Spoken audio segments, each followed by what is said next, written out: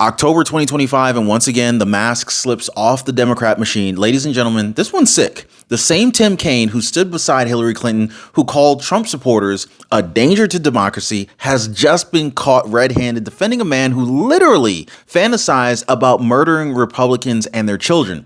You heard that right, guys. Jay Jones, the Democrat running for Attorney General of Virginia, was exposed in leaked texts talking about shooting GOP lawmakers and pissing on their graves. And what does Tim Kaine do? Well, he shrugs, calls it out of character, and says that he still supports him. What? Can you believe this, guys?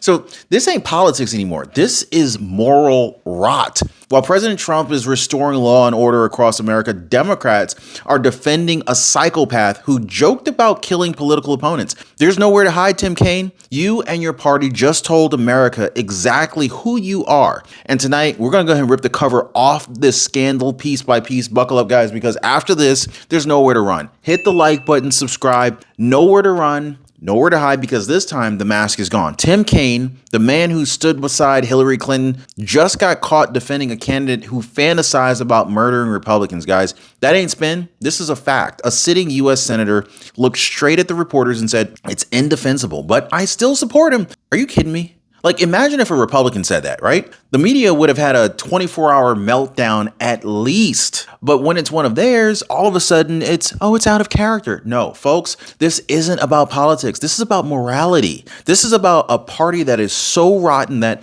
loyalty to the narrative means more than loyalty to decency. Now, Tim Kaine, he thought that he could just shrug this off, but not this time. There's nowhere to run. In fact, I want to talk about what actually happened, okay? So Jay Jones, running for Attorney General of Virginia, was exposed in leaked text messages fantasizing about murdering a Republican lawmaker and his children.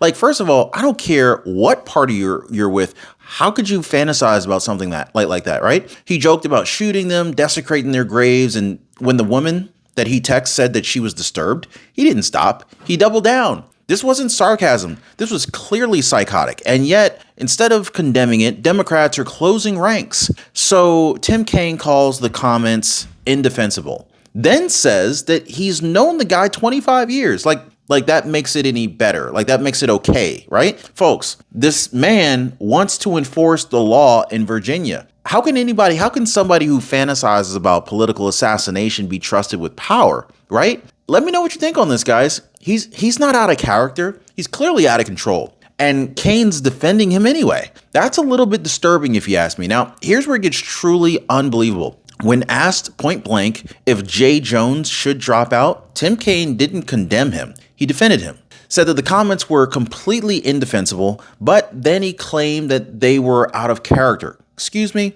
How do you call something indefensible and then defend it? That's not leadership. That is moral cowardice. Now, Kaine's trying to have it both ways. He's pretending to denounce the very violence while protecting his party's golden boy. This is the oldest trick in the book. Damage control disguised as decency. We've seen this time and time again, guys. Now, if you've known someone 25 years and then they fantasize about murder, maybe you don't really know them at all. Or maybe you're as bad as they are if you're okay with this. You know what I'm saying? So, because today in the Democratic Party, loyalty to power clearly outweighs loyalty to the truth. Can I get an amen on that? This is why they're collapsing from the inside. Now, let's face it. Insurance companies, they profit when your Medicare plan costs more and it covers less. That's proving that they're not on your side. And so this is why I partner with Chapter. They completely flip the script and they make sure that your Medicare plan works for you and not for the insurance company. Now, Leslie, she won that fight and she saved $1,000.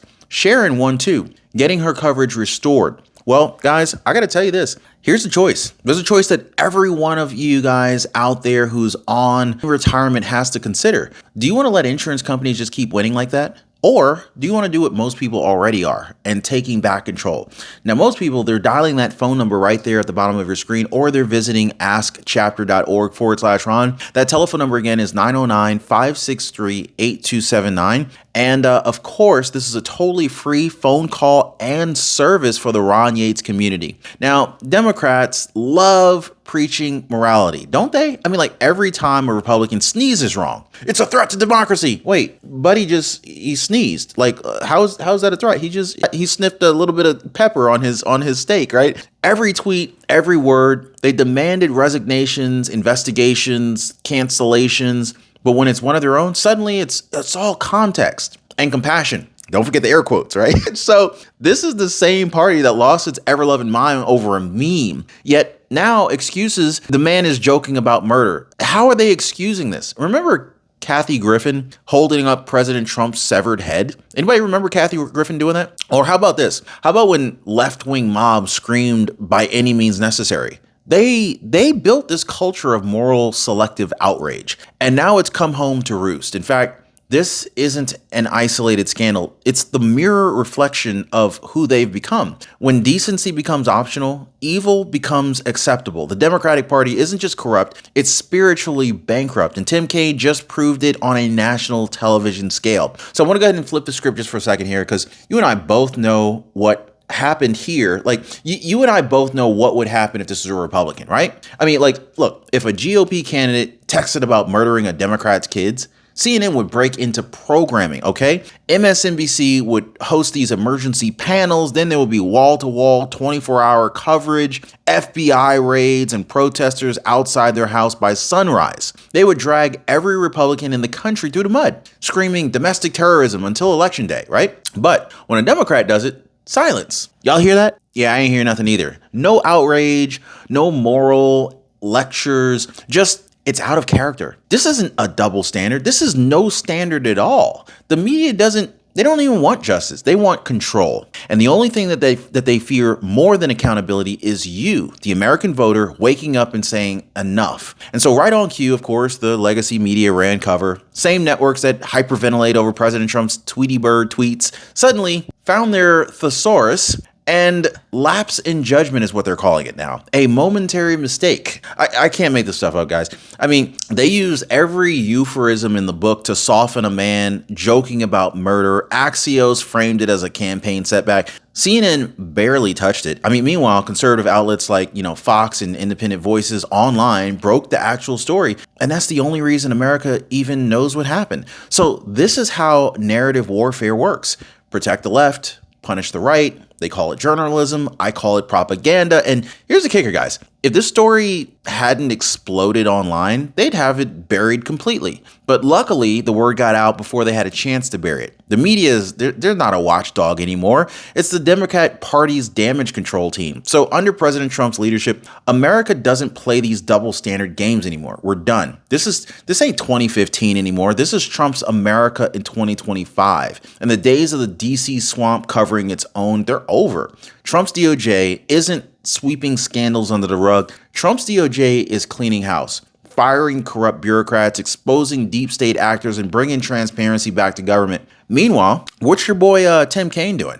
Defending a guy who joked about executing Republicans. The contrast couldn't be any more clear. One side demands law and order. The other side excuses violence when it serves their power. Trump built a culture of accountability. Democrats built a culture of denial, and now that light's shining right on them. The old swamp creatures, they can squirm all they want, but there's nowhere left to hide. In fact, now the Virginia Democrats are in total meltdown mode. Axios and the New York Post report fundraisers canceled, donors panicking, and internal pressure mounting for Jay Jones to step down. Party strategists are terrified that this scandal could flip the state red again. Remember Virginia used to be their stronghold, but between Kaine's cowardice and Jones's vile texts, the entire ticket is imploding. You even got like longtime Democrat Party voters. They're all screaming right now. They're saying, what happened to our party? And I'd be wondering the same thing if I were a Democrat supporter. In fact, the answer is rather simple. It sold its soul, probably to the devil. Drop a devil down below if you think that's who they sold their soul to. But every time they cover up another scandal, that they end up driving more independents straight into President Trump's camp. Virginia isn't just a political mess at this point. It is a warning sign for Democrats everywhere. The moral collapse is spreading. Now, here's the thing, folks. Americans, they ain't buying it anymore. Polls are already showing it. Voters are furious over the double standard. Independent voters, especially in swing states, they are shifting hard toward President Trump and the GOP because they're sick of being lied to. They see these Democrats screaming about unity, meanwhile defending monsters who joke about murder. The outrage isn't partisan anymore, guys. This is moral. People know the difference between a mistake and evil intent. And so when they see Tim Kaine shrug off threats to children, that's a breaking point. The left spent years weaponizing morality, and now that same weapon's turned on them. You can't preach empathy when you're exercising sociopathy. I mean, look, Americans have waken up. We've had enough. And drop it enough down below if you've had enough too. And this time, guys, they're taking names at the ballot box. Now, what's happening here? It's not random. This is clearly a pattern. For years, Democrats have tolerated violence as long as it's served their agenda. From Antifa burning cities to campus mobs silencing speech, they call it activism. But when somebody on the right says America first, all of a sudden, it's extremism. Really, guys? Give me a break. This J. Jones scandal, it's not isolated. This is a symptom of what the left has become. This is a movement that really uses outrage and fear as currency. They celebrate resistance right up until it turns violent. Then they pretend that they never saw it. This is why they excuse the 2020 riots, but they demonize parents at school board meetings. This isn't about politics. It's about power through chaos. And now the chaos they created is turning on them. The mask is slipping. Folks, it's slipping fast. So this is the part that really kind of blows my mind. So you got the same Democrats who spent years screaming that Trump and his supporters were violent threats to democracy. They're now defending a man who literally fantasized about killing his own opponents. That's not irony. This is projection. They accuse us of hate while they spread it. They cry fascism while demanding silence from anyone who disagrees. It's the same psychological trick every authoritarian regime plays. Accuse your enemy of what you're really doing. The left calls Trump dangerous, but their own candidates are joking about executing political rivals. They've literally become everything that they claim to fear. And the craziest part about this, they don't even see it, or at least they act like they don't see it. They think that they're heroes, but history will remember them as the ones who normalized evil. Now, the only reason that this story really even reached the public is because of independent voices like this one here on this channel, on the Ron Yates channel, people like Mays and thousands of others on X, YouTube, and Rumble who refuse to let the truth die in silence. Meanwhile, on CNN and channels like MSNBC, MSDNC as Trump calls it, they're busy protecting their political masters. The citizen journalists, we're doing the real reporting here, guys. This is why they fear you. This is why they fear us, okay? Because we're letting the truth out and we're uncovering what they're trying to bury. In fact, the old media empire is collapsing under its own lies, and every viral clip accelerates the fall. Now, we're watching the death of gatekeepers in real time right now. People are the press today, and the truth doesn't need their permission anymore. In fact, the swamp can't hide when every phone is a flashlight. You see what I'm saying? So make no mistake, this scandal, this is a political earthquake. Virginia Democrats they're crumbling, and the shockwaves are spreading across the country. Suburban voters who once leaned blue, they're disgusted. Independents are done pretending that this is normal. And President Trump's message of accountability is landing harder than ever. In fact, the contrast couldn't be clearer.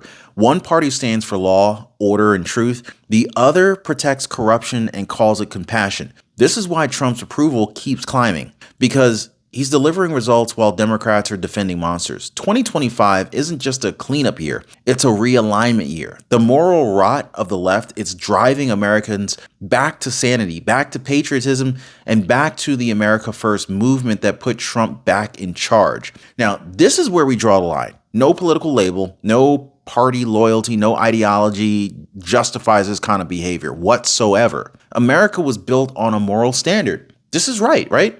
You know, what's right is right and what's wrong is wrong. Like, comment yes down below if you were brought up and taught that way when you were a kid, right? Right's right and wrong is wrong. You can't twist the truth for convenience. So when a candidate fantasizes about killing opponents and a U.S. senator just goes ahead and shrugs it off, that's not politics. That's spiritual decay. Every time Democrats excuse it, they're essentially chipping away at the moral foundation that this nation stands on. But here's the good news. Americans are finally waking up. Decency is making a comeback. People want leaders who tell the truth, who stand for something greater than power. This is why Trump's America is rising again because we're bringing back moral clarity in a world that's drowning in excuses. So here we are, guys.